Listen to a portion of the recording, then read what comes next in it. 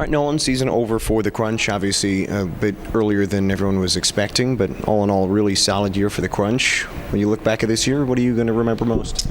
I'm just probably winning the division was a good thing for us, but obviously we're not happy with how it ended, just as a whole. But I'm grateful for the opportunity that was here personally, and throughout the year I thought it was a good year overall. Yeah, we talked a few weeks ago about you getting here early in the year on a PTO and sticking throughout the course of the year. So from your perspective, what are you most proud of what you were able to accomplish this year? Just sticking and kind of finding a role amongst the team and kind of filling that throughout the year, and I was happy that I got the chance and could step in and help these guys win some games. And it was a really successful year for the Crunch, 102 points, 47 wins. From a team perspective, you mentioned winning the division, but what are you most proud of what this group was able to accomplish? Overall, probably when I first got here, we were on a bit of a slump, and then coming out of that and ultimately coming out on top in the end and getting first place in the division was huge, because Rochester kind of held that from us for most of the year, and it was good to win that. It felt pretty special at the end. And for you, it was obviously a successful year, like we mentioned, getting here and sticking here the rest of the year. What do you think in terms of your development and growth, where you started the year to now? What do you think you improved the most?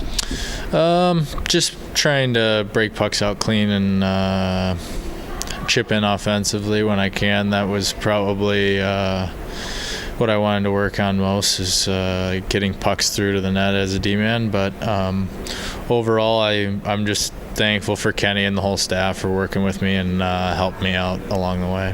At some point this year, we talked about last year and where you were all different places on the map. It seemed like you were up and down, left and right. To be able to be with this team pretty much all year, how much do you think that helped you being with one group for the whole year? It's good, having some stability is big as a player, so it gives you confidence, and you can feel a part of a team rather than playing for 7 different ones in 1 year. But it was good, and it's an awesome group of guys, and I love all of them. Yeah, we've heard so much about how tight this group was on and off the ice, and how much that hurts in the end of having the season come to an end here. But how tight was this team, and how did that help this group? This team was probably one of the closest teams I've been on, just from perspective of all the guys. I think everybody got along awesome, and we just got lucky, because normally that I feel like, especially when you get to the pro level, that something like that doesn't happen. So it was pretty special to play with that many great guys. And it was your first year here in Syracuse. What was it like to play in the city and in front of this fan base at the War Memorial? It's special. They have a lot of good Syracuse has great fans, and they came every night. Doesn't matter if it's Monday or a Saturday night, you get the same turnout. It's awesome. So as a player, that's all you ask for is for support, and whether it was ups or downs, they were there through the whole thing. So I'm very grateful for that. As you head into the offseason, we know when you signed the contract, there was the option as well for next year. But as you look ahead towards next year, what are you planning on working on in the summer as you prepare for next year?